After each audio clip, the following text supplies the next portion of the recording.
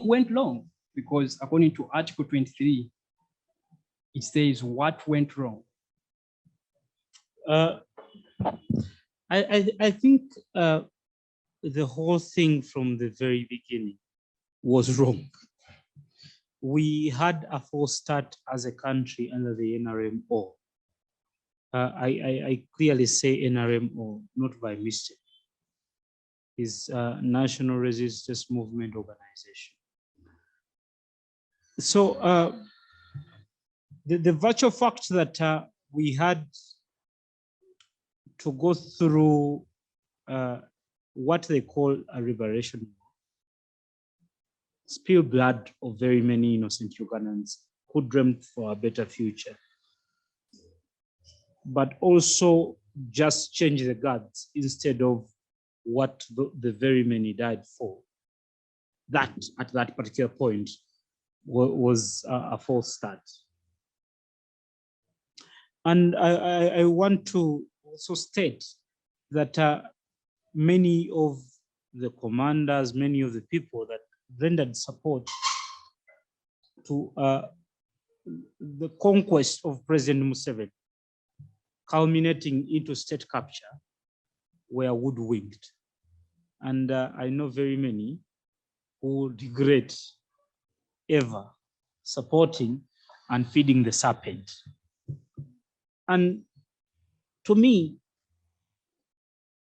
that is where it went wrong at first.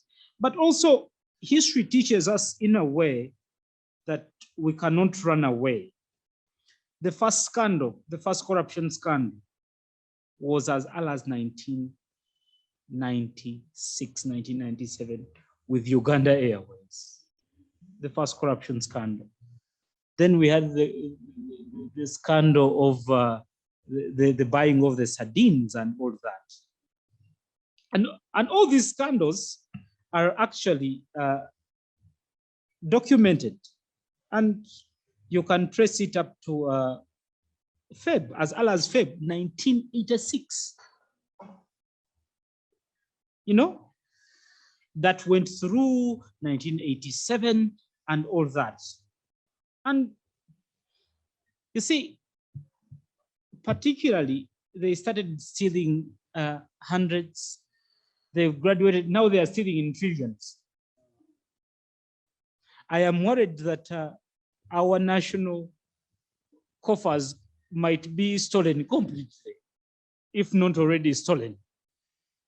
So all those were signals as early as 1986 that we actually never paid attention to. But that's where we are, even now. I want to quote President Museveni on 4th of December 2018 at Imperial Royal at the Transparency International Day. He said that corruption was a minor problem. 1986. Corruption was a minor problem. And I want to agree with him in total that it was a minor problem, that he has made one of the biggest problems. He should account for this. I also note that Professor Kanyihamba in the book noted that for whatsoever that is right, President Museveni takes responsibility. But for whatsoever that's wrong, he pushes it onto others. But this one in particular is on him. As Professor Kanyihamba tried to show you that he shields the corrupt, promotes the corrupt, maintains the corrupt. And in the words of Justice Mulyagonja, when he was still acting IGG, he said the thieves act behind the back of the president. And I want to be a lawyer at this point by saying that we have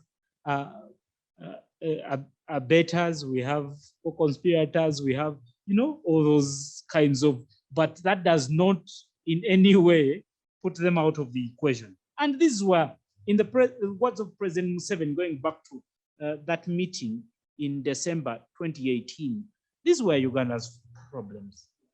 Extrajudicial killings by government agents,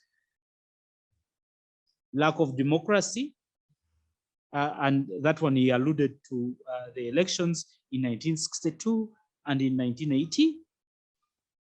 Total collapse of the economy characterized by smuggling, black markets and speculation. Today, I do not know if we are better with almost all sovereign assets. Okay, just a bit. I'm going to get back to you. According to the book as well, Professor Kanyihamba says when the NRM came in power in January, 25th January 1986, that they actually found nothing in the National Treasury. So, and you talked about the point of they want the National Treasury is like, you relate it to it as if it has nothing. So maybe they could be copying the element. What do you think about that? Because that's the reason as to why Professor Kanyihamba, when he was given a Minister of Economics and a Minister of Commerce, he had to bring in barter trade. But you see, the challenge is that we forget so fast. We tend to forget so fast. Why was there nothing in the national coffers when you've had a war, an insurgency in the country for the 5 years? And I've had this argument all the time. We brought peace, but the first question is who was disrupting the peace? But also, you cannot tell me that you bring peace by fighting. You know? So we have to understand that even Idi Amin Dada actually had that notion of barter trade and getting loans, even when we didn't have to pay back that much, from Libya, from Saudi Arabia and other countries. So Professor Kanyihamba, in his love for barter trade, he forgot one thing, that the people that had appointed him were setting him up and were not interested in that barter trade. We also have to note that, okay, now we are talking economics. Who packed the stones that made to the collapse of the Cuba deal? Don't we see those very same things? And I want to note with the negotiations. Why would you change a person you've sent to negotiate a deal? What message does that send? You know? Today, don't we have serious issues with our foreign policy, foreign relations? Coffee used to be what we were going to trade. Today, where are we? We exchange cars, you know, I remember when I was a young boy, I remember the takeover of cooperative unions. My grandfather, till his death, was a coffee farmer, and that has gone on over the years. I remember as a young boy, he had a dryer around Kameketa, Kalisizo, on Salongo Joseph Mukasa Road. And as a young boy, what will never leave my mind is that I remember soldiers came and took his dryer. It used to dry coffee beans and process them. And that perhaps marked the beginning of him disagreeing with President Seven. So are coffee farmers better now? So what can we even barter today? What is our competitive advantage as a country? So you find to it that they're milking a cow. Cartoonists usually have a better way of putting it. They're milking a cow they never feed. And now we are in a position where we are back into speculation for photo.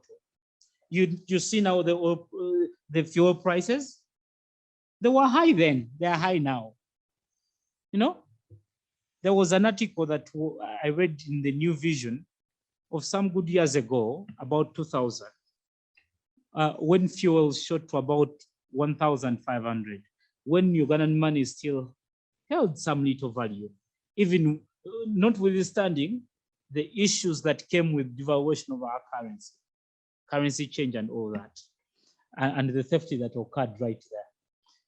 But the government currently has no control over the direction of our economy. So do you mean that in actual sense, everything went wrong from the start? Because Yes. according to Professor, he says in the first 5 years, when they made the constitution and they gave the president 2 terms, and after 2 terms elapsed, he said, I need another 5 years. And after that, he had to convince the cabinet. When cabinet refused, he had to convince his members of parliament. But to him, he says that in the beginning, I don't know what you mean. I don't know what you mean by convince. he tried to convince the cabinet to support his idea of Buy. I think buy is the right word. to buy his idea, and later the cabinet refused, and that's why we're talking about those of Dr. Media Matembe. They refused, and they were drawn out of cabinet after him convincing the member of parliament. And those of Honorable Jaberi, that's how they were chased from cabinet, because they never bought his idea. So do you think everything was wrong from the start, or there was some little democracy when things started? I want to tell you that character is you cannot hide. Character is like pregnancy. So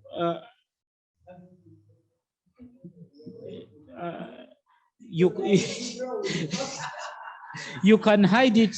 You can hide it for 2 months, 1 month, but when it reaches 7 months, you might not be able to hide. So your view is totally. So Museveni's character, in regards of what went wrong in Uganda, is a pimple on the forehead. So, so it is just, we are just seeing it in the more clear terms now. So I want to say that clearly, the indicators, the earlier indicators, even with the recognition, as Professor Kanyihamba said, the recognition of those that fought in what they term as the Liberation War is also equally telling. I want to let you know that we had the Popular Resistance Army, we had the Uganda Freedom Fighters, we had the Uganda Patriotic Movement Party. I mean, it was not Museveni alone, but at the moment, Telesita Museveni alone. He's the one, he's the man.